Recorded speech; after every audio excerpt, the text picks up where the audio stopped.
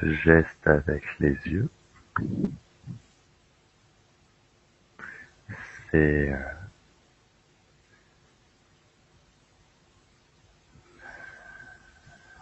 la validation, le oui, formulé par un tahitien. Et tu vas bien? C'est plus simple.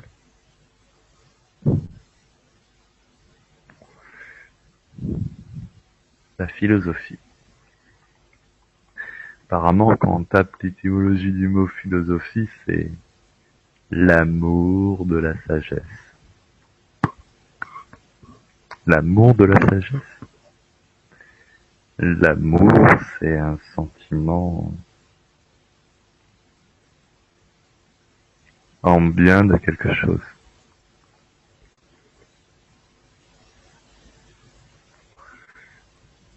C'est un jugement. Je juge que j'aime ça ou que je n'aime pas ça. Comment assimiler l'amour à la sagesse dans ce cas, vu que la sagesse est censée, me semble, être dépourvue de jugement?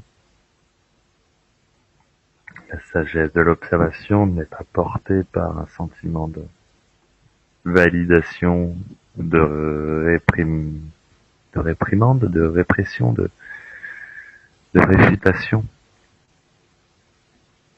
d'amour. J'aime, ça.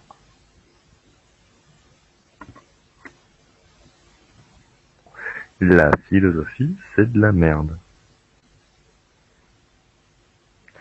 Ce qui est drôle, c'est, j'ai voulu faire cette vidéo devant 0 spectateur pour laisser une trace un peu de ma pensée.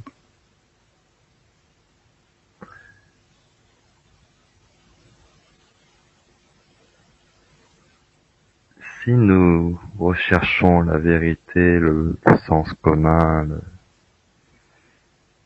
l'observation du monde qui nous entoure, toutes ces conneries, nous sommes dans une acceptation de l'existant. Comment on peut aimer ou pas quelque chose? Tout est. Si nous voulons que ce soit autrement, alors nous devons agir pour que ça devienne autrement.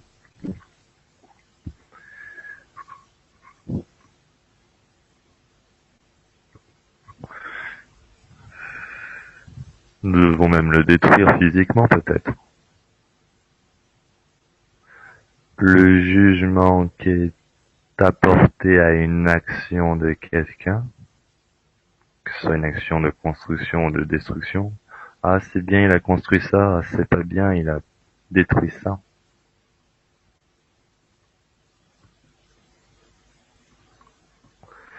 Tout est la volonté divine, non? Aussi bien la construction que la destruction. Si un être vivant animé par le souffle divin décide un jour de détruire, c'est peut-être que quelque part c'est la volonté naturelle qui s'exprime.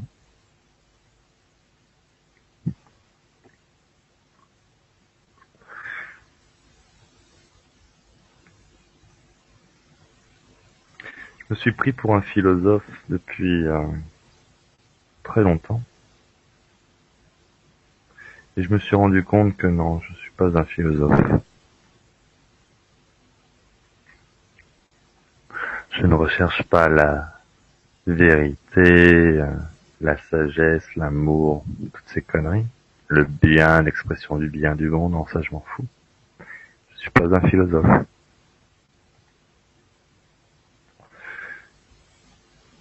Ma seule direction, c'est l'exactitude. Merci, Forisson. Ma seule direction, c'est d'être juste. En fonction de ce que j'observe. En fonction des réflexions qui traversent mon esprit. Je ne sais pas si cette phrase est juste, si ce n'est pas plutôt l'esprit qui s'exprime à travers ses pensées. Ce que je sais, c'est que je suis sans plus aucun compromis. J'observe un truc, je le dénonce, et si on ne m'apporte pas l'argument contraire qui est capable de bousculer la construction que j'ai construite, que j'ai expliquée, alors ça ne sert à rien de me parler.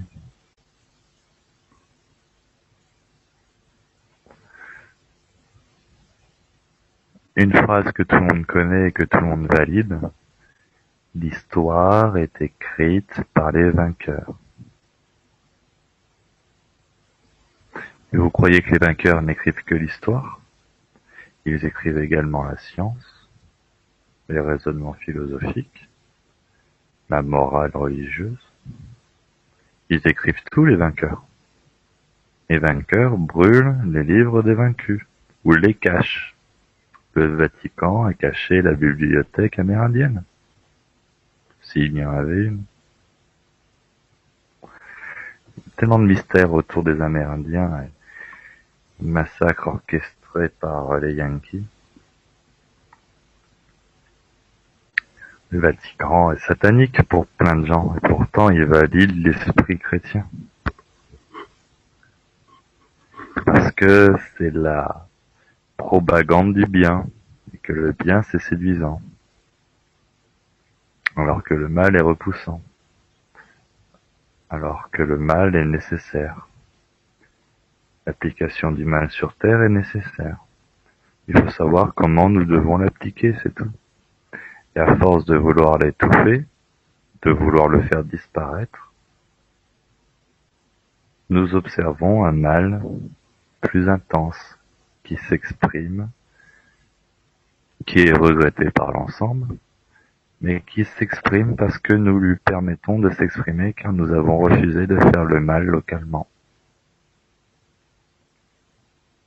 Nous sommes trop lâches pour faire le mal. Nous déléguons ça à des institutions qui, eux, se chargent de faire un mal bien plus global, rendu possible avec toute cette logistique, toute cette réunion de forces tournée, centralisée autour de cette idée de bien. Et c'est le bien apparent qui détruit nos sols. C'est le bien apparent qui provoque misère. Regardez l'exemple simple. Enfin, regardez, personne regarde, mais l'exemple simple.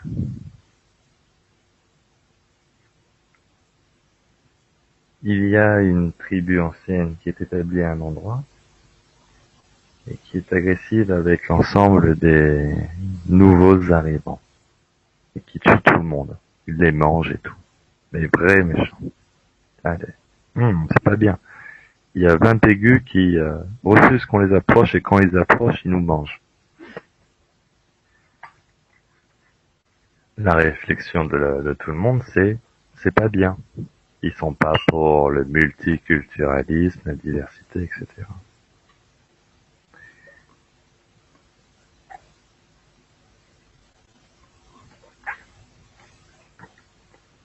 Ils ne sont pas. Ils ne sont pas localement pour la multidiversité, etc., etc. Le multiculturalisme. Mais qu'est-ce qui se passe à l'échelle globale quand toutes les localités deviennent repliées sur elles-mêmes?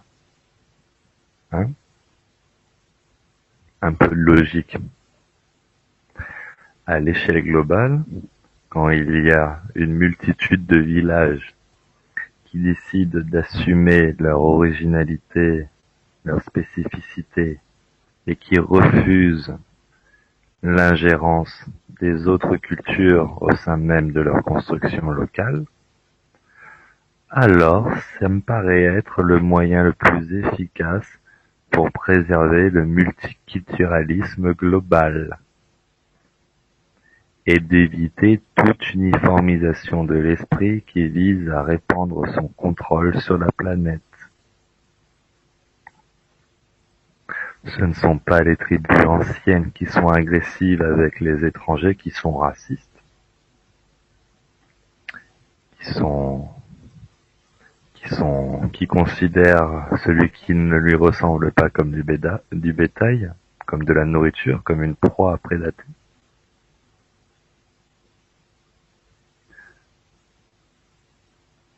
Ce ne sont pas eux qui effacent, je dirais au long terme, mais en réalité c'est à l'échelle de la construction humaine sur la planète, ça se passe en un clin d'œil, quoi. En 5000 ans, en 5000 ans d'écrits, en 5000 ans d'uniformisation des esprits par des dogmes monothéistes à la con, nous avons observé, et ça c'est factuel, l'extinction de millions de cultures différentes. Et votre multiculturalisme, votre acceptation en apparence de la différence au sein de vos lieux, provoque à terme une uniformisation de toutes ces différences afin de construire une entité unique, un modèle unique. Ça se fera dans le sang et tout, la loi du plus fort comme d'hab, et quand sur tout ce territoire mélangé, brassé, il y aura un esprit, une idée qui prendra le pas sur l'ensemble, alors tout le territoire s'uniformisera autour d'un dogme, créant ainsi des millions, voire des milliards de singes qui se ressemblent, qui partagent les mêmes traits de caractère, les mêmes axes de réflexion, et du coup nous perdrons en diversité.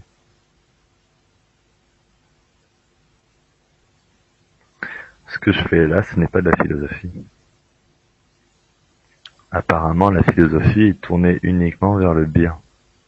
Alors que ce que je fais là, je préconise clairement de faire un mal local pour éviter un mal global. Et le mal local, il est de refuser tous ceux qui sont différents de nous, en nos lieux. Là où vous risquez de me prendre pour un dangereux français nationaliste, etc., c'est faux. Je suis conscient d'être déjà corrompu par l'essence même de ma construction, à savoir le langage que j'exprime, qui est un langage universel, visant à être répandu sur la terre entière, car il a été codifié à l'écrit et qu'il est porté par les armes des puissants. Et que ce langage oral, français, ne vient pas de la France ou de sa racine, vient d'un petit village de pêcheurs au milieu de l'Italie. Et que plus le temps passe et plus il y a de branches à cette langue latine, ça nous montre que la nature veut que quand nous sommes éloignés géographiquement, nous ne sommes plus capables de nous entendre oralement, car notre communion se fait dans le monde des esprits, quand nous sommes éveillés dans le sommeil.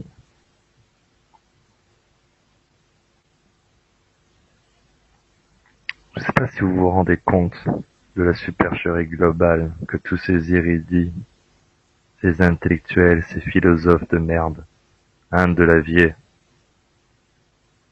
Frédéric, je vois un cafard. Je l'écrase ou je le laisse vivre? Pourquoi je l'écraserais? Si je décide de l'écraser, c'est pour le manger, parce que j'ai faim. Pourquoi tuer pour tuer?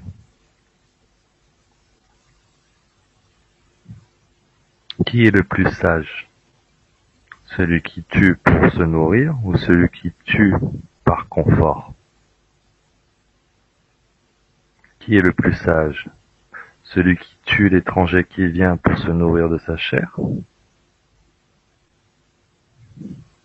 Ou celui qui tue l'étranger chez lui pour étendre sa zone de confort?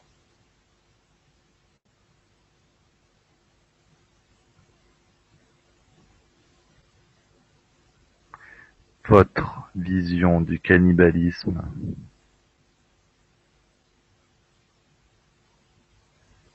est à chier. Votre vision de la sagesse, du bien, du mal est à chier.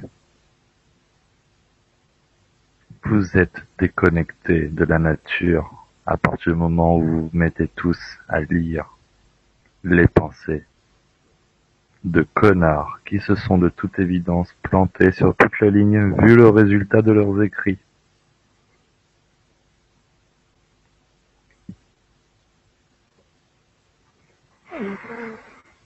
Un mec qui n'a jamais rien fait dans sa vie possède une puissance de feu de 300 000 euros. Vous trouvez ça normal? Vous pouvez me détester pour ça. Vous pouvez accepter cette situation.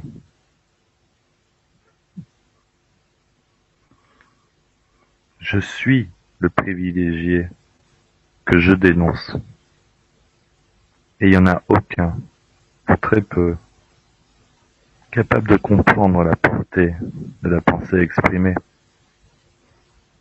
Je remets en cause l'ensemble des dogmes qui ont été inscrits dans nos esprits depuis toujours, et tous ces prétendus philosophes qui font la sourde oreille et qui n'osent pas venir débattre.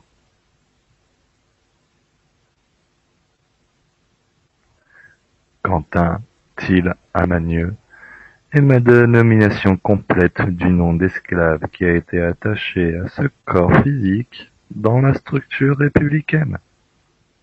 La fraude au nom. Je suis Till, car le nom de Till est mon choix profond.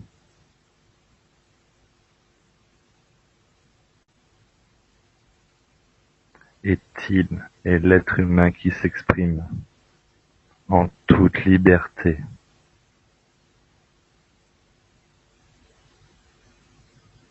Cette phrase de merde qui veut dire que la liberté des uns s'arrête à la liberté des autres.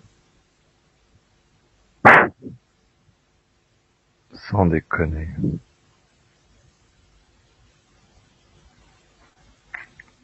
Quand chacun exerce sa liberté totale,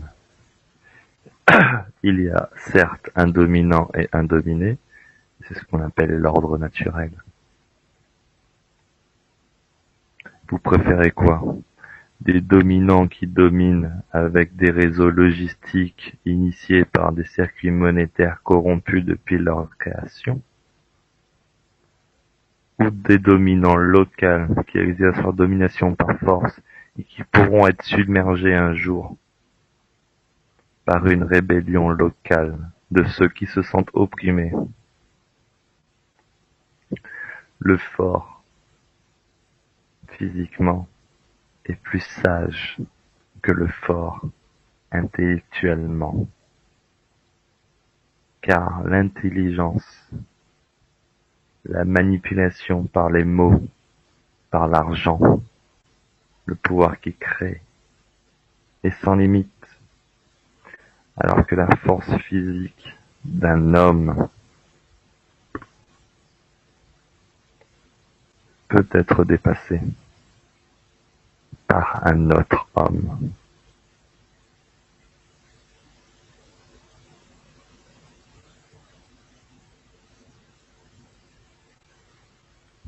Et que celui qui sera assez fort pour détruire le chef tyrannique qui disposait de son pouvoir de chef parce qu'il avait appliqué la force, aura appris tout le temps où il a été le faible dans l'histoire à devenir un meilleur chef,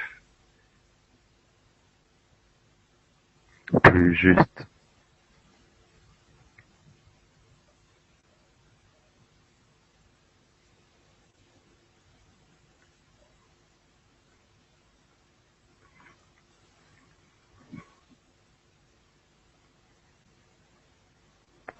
Ça m'énerve. L'amour de la sagesse. L'amour est un jugement. J'aime. J'aime pas. C'est la phrase des enfants. Tu dois tout considérer. Nous devons tout considérer de la même manière si nous voulons être justes avec l'ensemble. Hiérarchiser.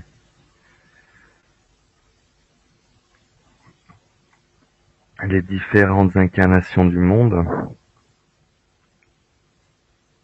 Qui a le droit de faire ça? Qui a le droit de dire que celui qui s'exprime bien avec cette langue des esclaves français répandue, utilisée dans tous les administrations qui répandent ce pouvoir qui tend à l'universalité, permettre uniquement à cette langue de merde de disposer de moyens de confort adéquats, reléguant ainsi tous les esprits qui restent attachés profondément à leur langue ancienne, que ce soit le réo-tahitien, réo-tahiti, réo-mahoy, marquisien, pomotu, maoré, ré, créole, peu importe la langue dans des anciens, la langue du sol, la langue du sang. Expliquez-moi pourquoi tous les individus qui parlent uniquement cette langue du sol, ces langues du sol, sont sans cesse maintenus sous domination, voyant leur zone de vie réduite, voyant leur mise au travail physique. Ils parlent tous tahitiens, ceux qui font les maisons à Tahiti, ceux qui font la maison des riches. Et tous ceux qui dominent les Tahitiens parlent français ou chinois. Mais au moins le chinois, lui, il a appris le tahitien.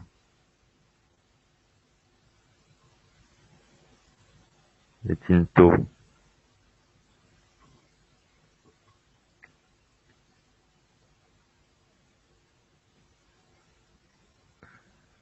Ce qui est chiant avec ma position, c'est que je vois clair tellement de choses. Et comme apparemment je suis le seul à le dire droit dans les yeux de n'importe qui,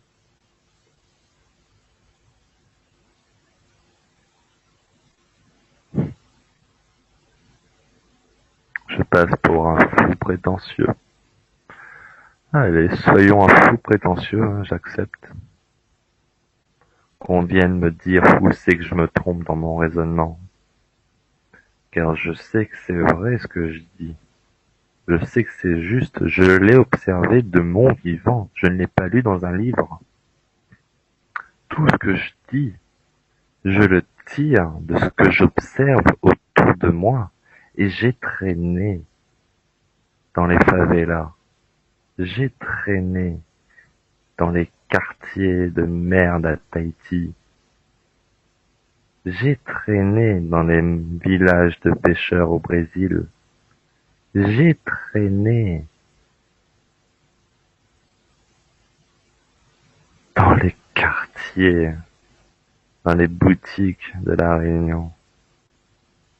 J'ai traîné en Sierra Leone. Quand j'étais petit, j'ai failli me faire voler par un noir qui voulait vendre mes organes, sûrement. Ma mère m'a retrouvé au bon moment.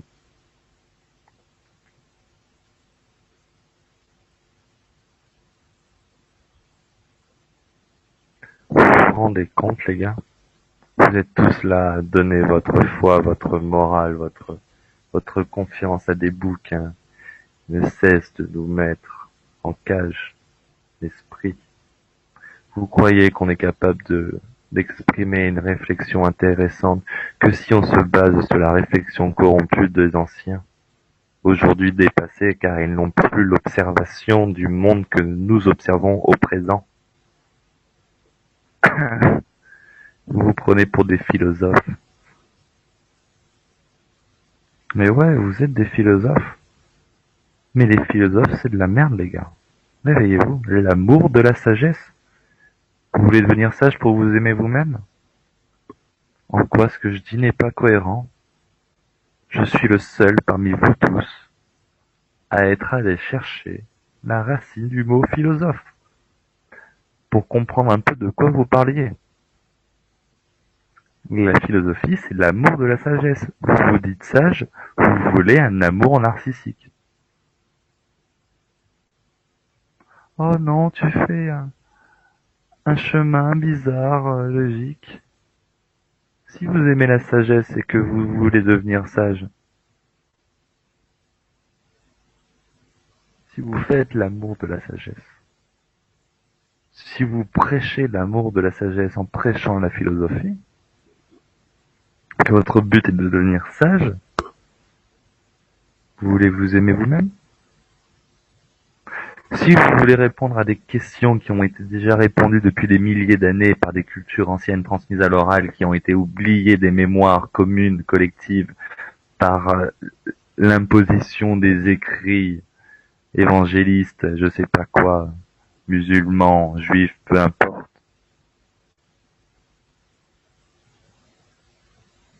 Vous croyez que toutes ces réponses métaphysiques que vous cherchez, que vous peinez à trouver dans des bouquins tous plus corrompus les uns que les autres, on les avait pas il y a 100 000 ans en arrière déjà, ces réponses? Sans déconner. On avait toutes ces réponses. On était même capable de vibrer à l'échelle de la planète, les gars. Je sais pas si vous vous rendez compte, c'est quoi une planète entière qui médite tranquille dans son coin et qui du coup se relie dans le monde des esprits. Et non, vous avez voulu relier tous les esprits physiquement, en leur mettant dans la tête le même message oral. Et vous y arrivez pas, parce qu'à chaque fois que vous répandez un langage, plus le temps passe et plus il se différencie en fonction des zones géographiques. Vous ne voyez même pas la nature qui reprend ses droits à chaque fois, malgré votre imposition forcée par les cris. L'école de la République qui va essayer de mettre dans l'esprit de tout le monde la même façon d'écrire, de s'exprimer et tout. Je n'ai même pas compris pourquoi la nature veut que nous parlions comme ça à cet endroit et que nous parlions autrement à un autre endroit. Vous n'avez rien compris de la nature, les gars. Vous, ceux qui s'intéressent au règne animal, ça savent que la nature n'a pas de morale, enfin n'a pas de morale au sens humain, que la sélection naturelle c'est fort, la loi du plus fort, c'est dur, etc. C'est sans pitié. Mais vous ne l'acceptez pas. Vous n'acceptez pas l'ordre naturel. Vous êtes sans cesse en combat contre l'organisation divine que la Terre porte. Vous êtes sans cesse, avec votre morale du bien, contre les lois naturelles qui nous enseignent d'être mal localement quand c'est nécessaire. Vous réprimez les pulsions naturelles de ceux qui réclament vengeance, de ceux qui veulent faire couler le sang à juste escient. J'ai envie d'effacer le mot bien et mauvais parce que ça n'existe pas là contre toi.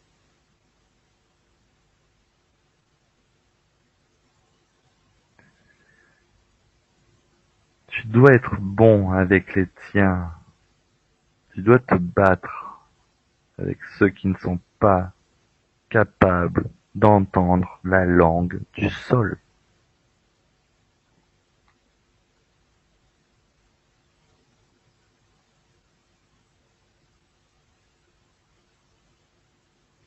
Et les tiens, c'est pas ceux qui sont lobotomisés à la même chose. Les tiens, ce sont ceux qui ont construit ta localité, ceux qui te permettent de pérenniser dans le temps ton village, ta terre, ta culture, ta mémoire. J'entends encore Maël Mercier à nous balancer un truc du genre, il faut qu'on trouve un jour commun de libération des esclavages pour tous les dom-toms, histoire de simplifier les choses. Non, non, non, non, il faut arrêter de vouloir répandre des jours communs au-delà des continents. Ok? Ça c'est ok en termes de plongée, tu l'as compris, un con de toi?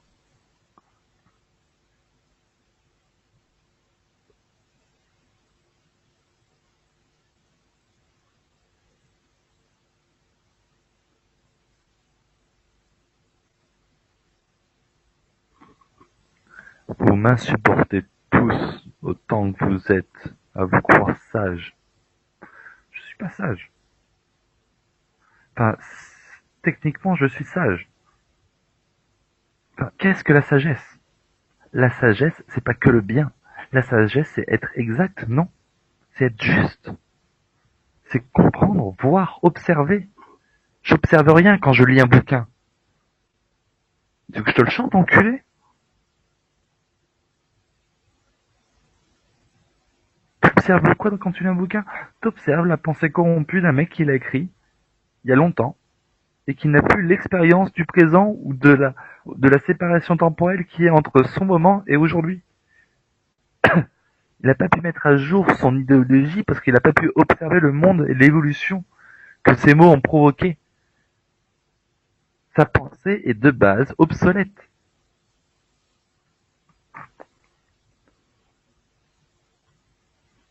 Pareil là. Quand tu ne m'entends pas m'exprimer au présent, c'est obsolète. Toutes mes interactions publiques sur YouTube, c'est obsolète. Ça ne reflète pas mon idée au présent qui résonne au présent. Et tout le monde se laisse dicter leurs règles de vie par l'esprit du passé. Vous ressentez tous ce danger, mais vous fermez les yeux sur ça. Vous dites, ah, mais c'est pas grave, on peut quand même faire avec. Non, la con de toi, tu peux pas faire avec. Harmoniser, c'est s'harmoniser au présent.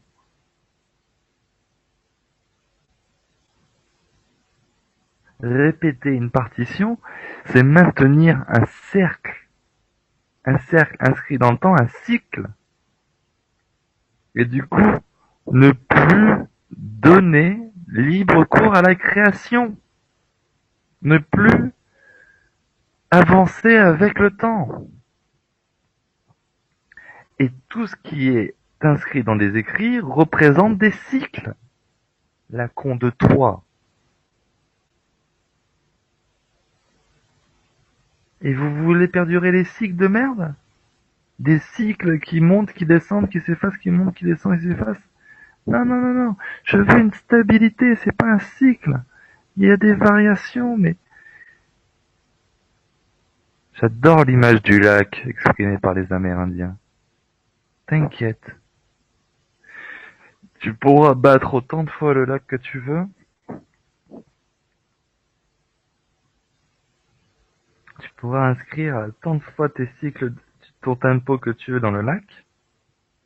Trouver le truc de résonance qui va amplifier le mouvement sur un tempo donné et du coup faire vraiment du cataclysme à fond. Il y aura toujours un moment où le perturbateur disparaîtra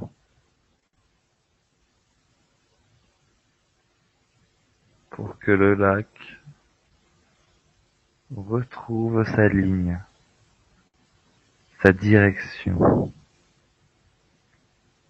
sa stabilité.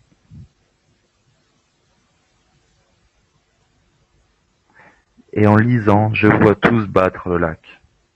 En développant vos esprits, comme vous dites, vous développez rien. On développe quand on pense, quand on raisonne, quand on discute, quand on dialogue. On développe rien quand tu lis. Quand tu lis, tu vas juste développer la doctrine qu'on veut te mettre dans la tête parce que crois-moi, ils vont pas t'imprimer les bouquins qui vont libérer l'humanité. Hein. Tu les as pris pour qui? Tous les bouquins qui pourraient libérer l'humanité, ils sont bien planqués dans le Vatican, gars. Réveille-toi un peu.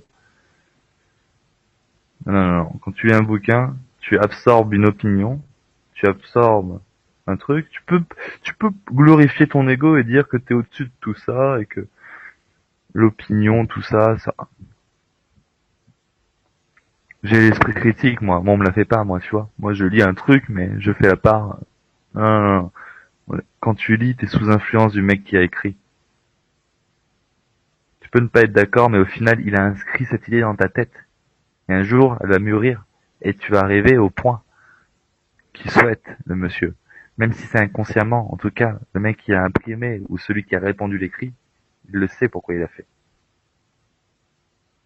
Celui qui t'a forcé à lire toute ta vie, je te parle pas du connard qui répète ça comme un perroquet qui dit oui c'est important de lire, non, non, non. Je te parle de celui qui a initié ce sentiment de lecture et de l'importance de la lecture. Un geste qui isole physiquement. Quand je lis un papier, je suis seul avec ce papier. Je suis seul avec euh, Guillaume Carton, hématologue, CHU Montpellier. Hein? Hématologue. C'est amusant, mon grand-père est mort d'une leucémie du sang et c'est un courrier qui est arrivé dans sa boîte aux lettres. C'est pour ça que je lis le courrier d'un hématologue. En bref, façon. Je suis seul avec cet esprit. Je ne le partage pas. Je peux le partager à l'oral et lire à l'oral. Bla, bla, bla. Et du coup, être le lobotimisateur et répandre.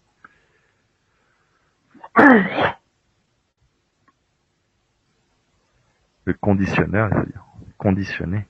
La lobotomie est un geste médical qui vise à retirer une partie du cerveau. Non, là, on conditionne les esprits avec les écrits. On les lobotomise pas, on les conditionne. Merci à Binge pour la référence.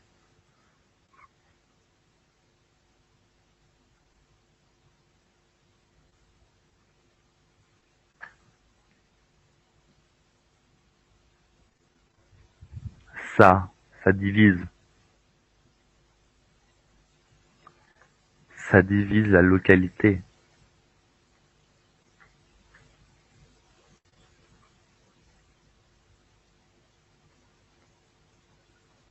De toute façon, c'est simple, hein.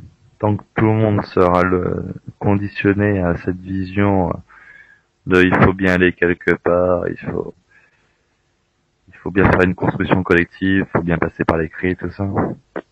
Ils auront gagné. Ils qui ils. Ben ceux qui disposent des clés pour pouvoir modifier les écrits qui ont un impact sur nos vies à tous.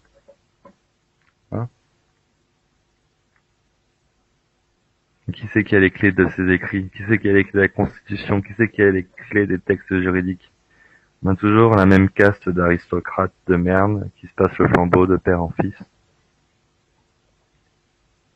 Qui font des lits d'initiés, qui se mettent bien des millions de côté, qui ont tous tout le plaisir matériel, les femmes qu'il faut pour reproduire des générations de puissants, etc.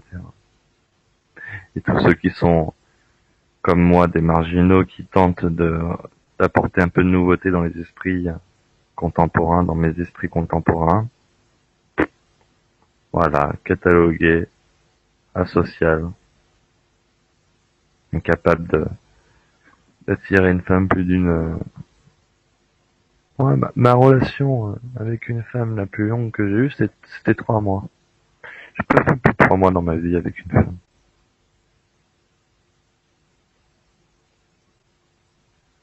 Voilà. Tous les esprits comme moi sont voués à s'éteindre pour laisser place uniquement aux esprits qui ont construit ce monde. Vous ne trouvez pas la supercherie, la connerie?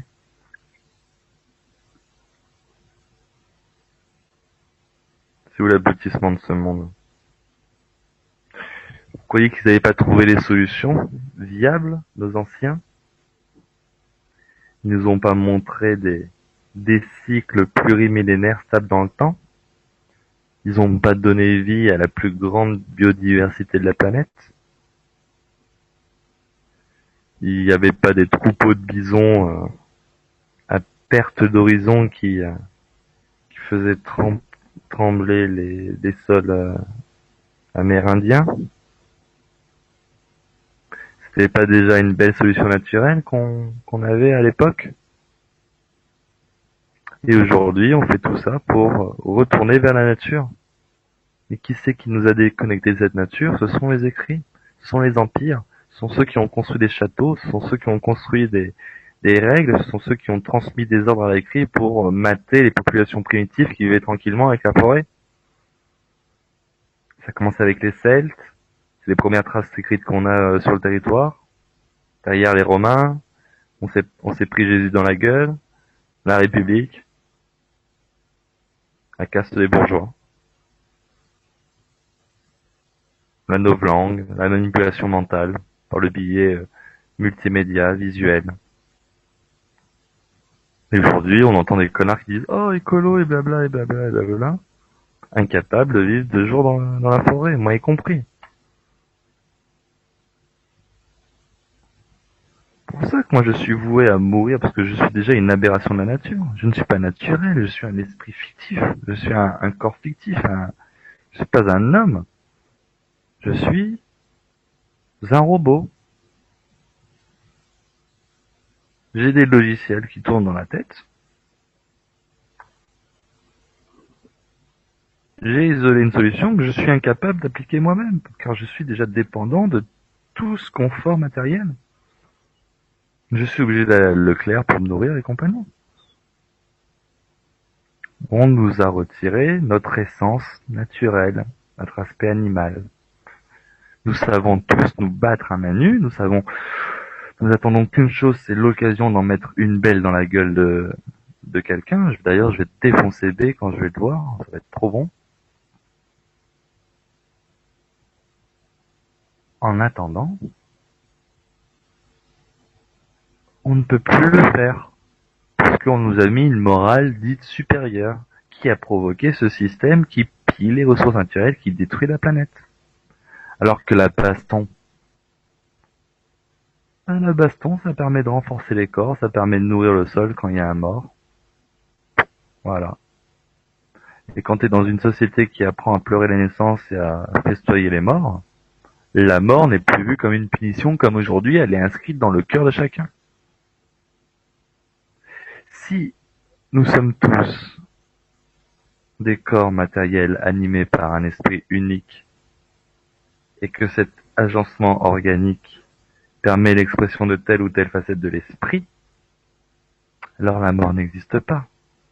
Car ce moi qui s'exprime, qui se ressent ici, est le même que celui qui s'exprime en face et qui me regarde en ce moment. Si un jour quelqu'un me regarde ou qui existe n'importe où sur la planète, je suis à la fois dans ce corps et dans cette pierre, les gars. Votre théorie du tout, l'universalité, etc., c'est à ça que ça amène. À l'effacement de l'idée de mort, car nous ne pouvons pas mourir, nous sommes là en permanence dans la création, sous la forme d'une feuille, d'un chien, d'un arbre, d'une pierre, peu importe.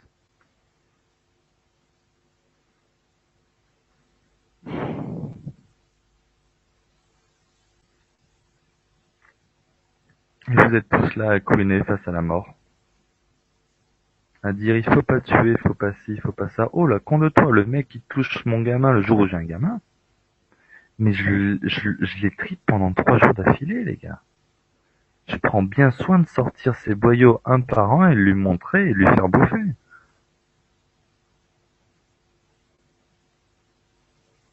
Et c'est normal. Je comprends, moi, les pygmées qui tuent tous les blancs qui s'approchent en aide de leur truc. Tous les pêcheurs, tous les...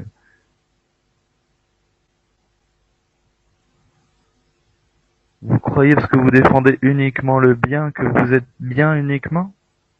Arrêtez de vous mentir à vous-même. Vous réprimez uniquement des pulsions. Mais quand vous voyez une femme qui vous intéresse et que vous en avez une autre, soit vous vous tapez l'autre en cachette, soit vous savez que vous avez envie de vous la taper, mais vous avez une bonne chaîne mentale et vous ne le faites pas. Vous n'écoutez pas vos pulsions naturelles.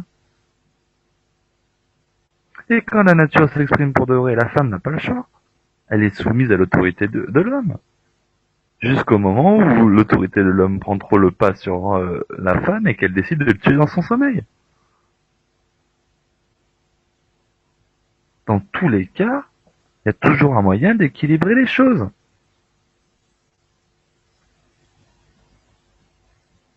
Et si la nature a choisi que quand une femme est prise de force contre sa volonté, elle arrive au moment où elles jouissent, elles tombent dans l'extase pour qu'elles puissent être après accrochées à ce sentiment et qu'elles restent avec l'homme qui l'a prise de force.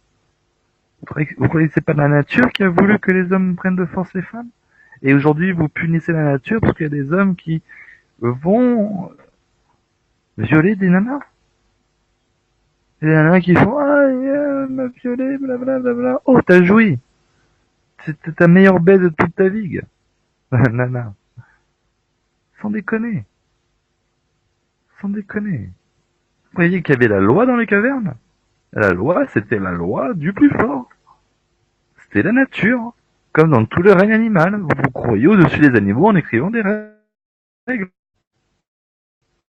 Pas de prétentieux, orgueilleux, tout ça.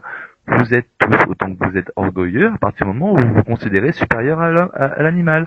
Et vous ne pouvez pas dire que vous ne vous considérez pas supérieur à l'animal si après vous dites ah non mais c'est normal que nous on suive des règles et pas les animaux ils suivent leur instinct. Et qui est supérieur à qui alors? Qui écoute son instinct? Qui ne l'écoute plus? L'animal est supérieur à l'homme qui suit les règles. En effet, si on veut faire une hiérarchie, c'est ça. Il y en a qui écoutent la nature et d'autres qui vont contre la nature. Je suis tellement lobotomisé aujourd'hui que quand je tombe sur une femme, je suis timide comme un cul. Parce que je sais que je pense, ce que je pense en moi, je sais que je suis incapable de mentir en réalité. Si je suis capable de mentir, mais j'aime pas le faire. Et je sais que dès que j'aurai le discours avec mon cœur, ça va repousser. Car qui est capable d'entendre ça et de ne pas le juger? Je ne fais qu'exprimer la pensée qui traverse mon corps, mon esprit.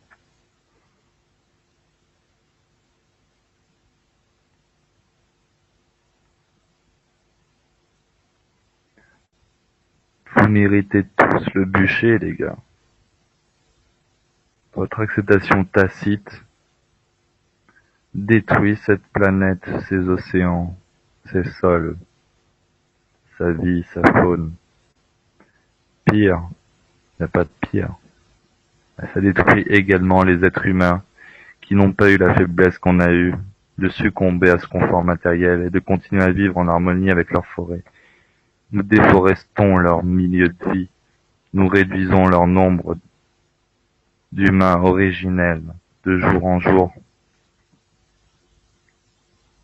On les pervertit par ce savoir.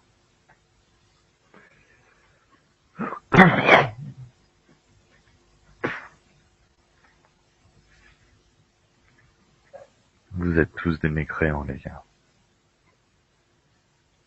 Tous ceux qui lisent et qui écoutent les écrits.